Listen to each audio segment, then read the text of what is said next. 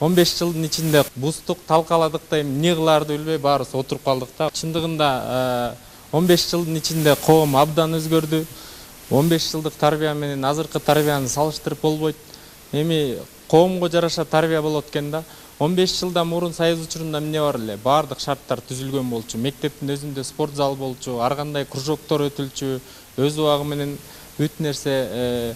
Ал эми биздики базар экономикасын өттүк, баарын менчикке бердик, бустук талкаладык да эми эмне кылаарды билбей баарыбыз отуруп калдык да. Ошондуктан бул биздин айыл өкмөттө 2 спорт зал бар, бирөө менчик, бирөө муниципалдык.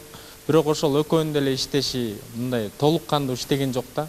Анан ошол балдарды туура тарбия бериш үчүн бала баягы жаш кезинде бул аябай күчтүү энергичный болот, каяка күчүн жумшаарын билбей же билимгеби.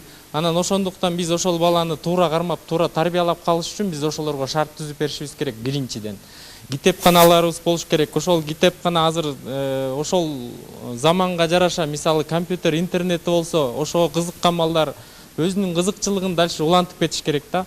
Спортко кызыкса, спорттун шартын түзүп берип, интернетке кызыкса, жанагындай компьютерди клубтарга киргизип, үйрөтүп ошол шартты. Анан биринчиден балага шарт түзүп берип, анан ошол тарбияны туура тандап, туура алып кетсе, анан ошол баладан туура нерсе чыгып, ошол баладан кийин өсүп өнүккөн жакшы жигиттерден, кыздардан болот болуш керек деп ойлойм да мен.